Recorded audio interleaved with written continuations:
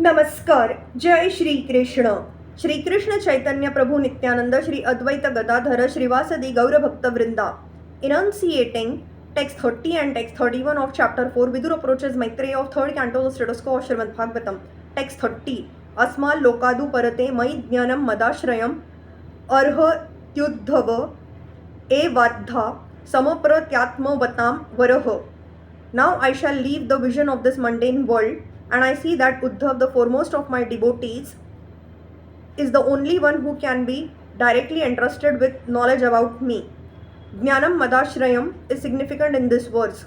Transcendental knowledge has three departmental divisions, namely knowledge of impersonal Brahma, knowledge of the all-pervading Super Soul, and knowledge of the personality of Godhead.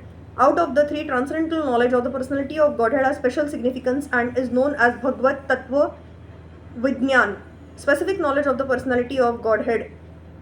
This specific knowledge is realized by pure devotional service and no other means. Bhagavad Gita 18.55 confirms this. Bhaktya mam abhijanati yavan yasha chasmi tatvatah. Only persons engaged in devotional service can factually know the transcendental position of the Lord.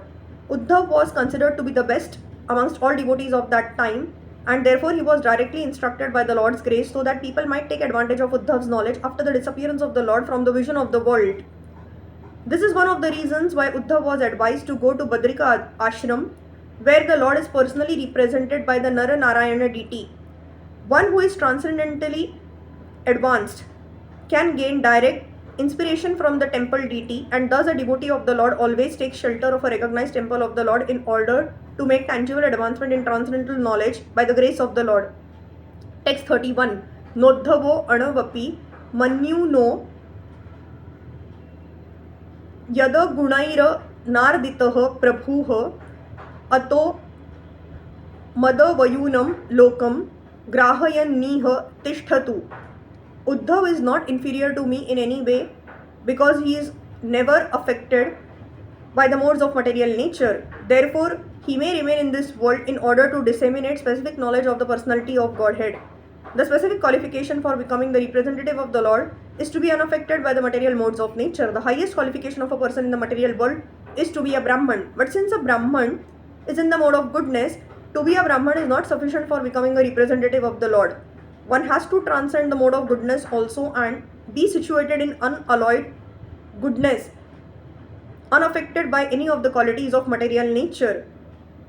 This stage of transcendental qualification is called Shuddha Sattva or Vasudev, and in this stage the science of God can be realized.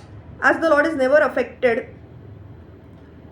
by the modes of material nature, so a pure devotee of the Lord is also not affected by the modes of nature. That is the primary qualification for being one with the Lord. A person who is able to attain this transcendental qualification is called Jivan Mukta or liberated, even though he is apparently in material conditions. This liberation is achieved by one who is constantly engaged in the transcendental loving service of the Lord. In Bhakti Rasamrita Sindhu 1.2.187 it is stated, Iha yasya harer dasye karmana manasa gira nikhilashva api avasthasu jivan muktah sa uchyate. Anyone who by his actions, mind and words lives only for the transcendental loving service of the Lord is certainly a liberated soul, even though he may appear to be in a condition of material existence. Uddhav was in such a transcendental position, and thus he was selected to be the factual representative of the Lord in his bodily absence from the vision of the world. Such a devotee of the Lord is never affected by material strength, intelligence, or even renunciation. Such a devotee of the Lord can withstand all onslaughts of material nature, and therefore he is known as Goswami.